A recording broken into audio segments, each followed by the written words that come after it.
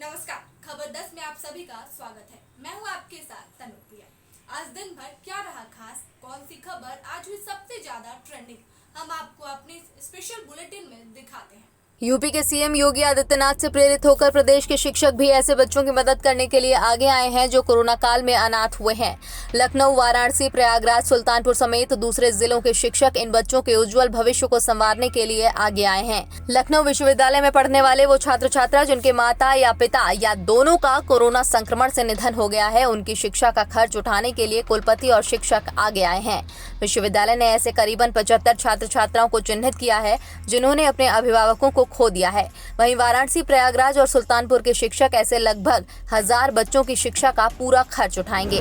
BJP Karnataka में चल रही अंदरूनी खींचतान के बीच लगातार सब कुछ ठीक होने का दावा कर रही है, लेकिन फिर भी यहां बार-बार मुख्यमंत्री को बदलने की मांग चल रही है।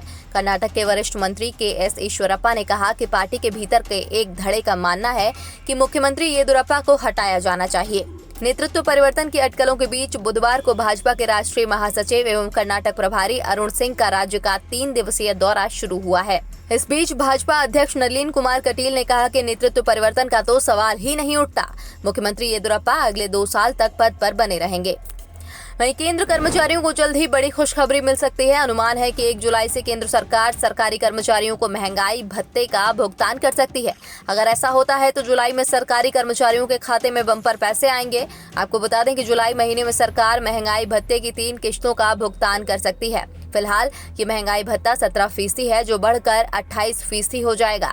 महंगाई भत्ता बढ़ने से सीधे तौर पर सैलरी में इजाफा होगा। आपको बता दें कि केंद्रीय कर्मचारियों को 2 साल के डीए का फायदा एक साथ मिल सकता है। जनवरी 2020 में केंद्रीय कर्मचारियों का डीए 4% बढ़ा था। इसके बाद दूसरी छमाही यानी जून 2020 में 3% का इजाफा हुआ। अब जनवरी 2021 में ये 4% बढ़ा है। इससे ये बढ़कर 28% पर पहुंच गया है। हालांकि इन तीनों ही किश्तों का भुगतान नहीं हुआ। सीधे 32,400 रुपए बढ़ सकती है सैलरी।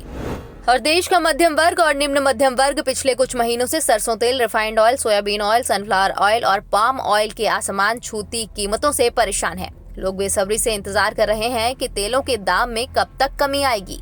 दरअसल सरकार ने कहा है कि भारत में खाद्य तेल की कीमतों में गिरावट का ट्रेंड देखने को मिल रहा है। उपभोक्ता मामले, खाद्य और सार्वजनिक वितरण मंत्रालय की ओर से जारी बयान में कहा गया है कि पिछले 1 महीने में विभिन्न श्रेणी के खाद्य तेलों की कीमतों में 20% तक की गिरावट आई है। मंत्रालय ने कहा है कि मुंबई में पाम ऑयल का मूल्य 19% घटकर 115 रुपए प्रति किलोग्राम पर आ गया है। ये 7 मई 2021 को 142 रुपए प्रति किलोग्राम पर था। उसके मुताबिक सनफ्लावर ऑयल का दाम 16% घटकर 157 रुपए प्रति किलोग्राम पर रह गया है। इसी तरह सरसों तेल का रेट 10% लुढ़ककर 157 रुपए प्रति किलोग्राम पर आ गया है। सोया ऑयल की कीमत 15% घटकर 138 रुपए प्रति किलोग्राम पर आ गई है। वनस्पति की कीमत 2 मई 2021 को 154 रुपए प्रति किलोग्राम पर थी, जो 8% घटकर 141 रुपए प्रति किलोग्राम पर आ गई है। मिनिस्ट्री ने कहा कि खाद्य तेल के दाम अंतर्राष्ट्रीय मूल्य और घरेलू उत्पादन जैसे कई जटिल पहलुओं पर निर्भर होते हैं। वहीं स्वरा भास्कर पर धार्मिक भावनाएं भड़काने का लगा आरोप और सोशल मीडिया पोस्ट को लेकर स्वरा भास्कर के खिलाफ की गई एफआईआर दर्ज। बॉलीवुड एक्ट्रेस स्वरा भास्कर पर धार्मिक भावनाएं भड़काने के आरोप में पुलिस ने एफआईआर दर्ज कर ली है। स्वरा पर आरोप है कि उन्होंने अपने ट्विटर अकाउंट पर एक ऐसा पोस्ट कर दिया जो बाद में फेक निकला। इस पोस्ट के स्वरा पर कार्रवाई की मांग उठने लगी।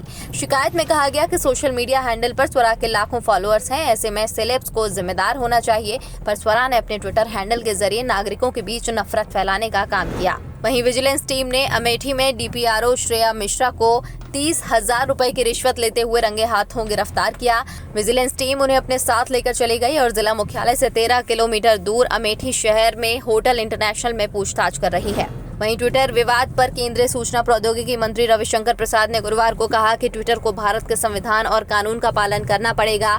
केंद्रीय मंत्री ने कहा कि 25 मई को 3 महीने की अवधि पूरी हो गई है और मैंने फिर भी कहा कि ट्विटर को एक अंतिम नोटिस और दिया जाए।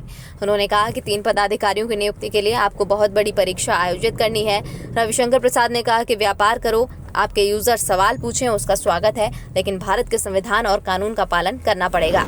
वहीं बिहार के पटना में बिना चीरफाड़ किए नाक के रास्ते से डॉक्टरों ने ब्लैक फंगस का ऑपरेशन किया है। पटना के इंदिरा गांधी आयुर्विज्ञान संस्थान में बिना चीरफाड़ किए 3 ब्लैक फंगस मरीजों का ऑपरेशन किया गया। अब तीनों मरीज पूरी तरह से स्वस्थ हैं। डॉक्टरों ने बताया कि एक मरीज में कम से कम 3 घंटे का समय लगा।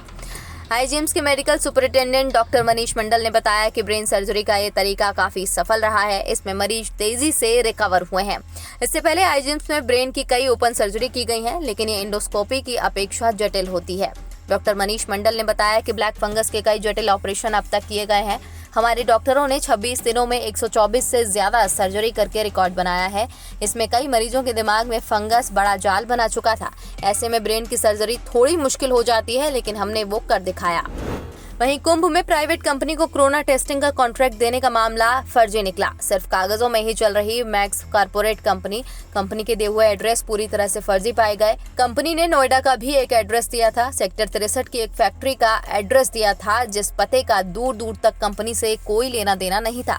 दिए गए पते पर प्लास्टिक बनाने की फैक्ट्री चलती है। फर्जी दस्तावेजों पर मैक्स कॉर्पोरेट ने कॉन्ट्रैक्ट लिया था। वहीं कुंभ मेले में 1 लाख टेस्टिंग का ये ठेका दिया गया था। भारतीय किसान यूनियन के राष्ट्रीय प्रवक्ता भानु प्रताप सिंह आज नोएडा पहुंचे। यहां पर उन्होंने राकेश टिकैत पर जमकर हमला बोला और मीडिया से बात करते हुए राकेश टिकैत पर वो जमकर बरसे। उन्होंने कहा कि कुछ लोग किसानों के आंदोलन के सहारे अपना पेट भर रहे हैं और अपना काम चला रहे हैं। उन्होंने केंद्र सरकार से मांग की कि जल्द से जल्द किसान आयोग का गठन होना चाहिए। उन्होंने कहा कि जिस तरह से पूंजीपतियों का कर्ज माफ किया जाता है, उसी तरह से किसानों का भी कर्ज माफ होना चाहिए।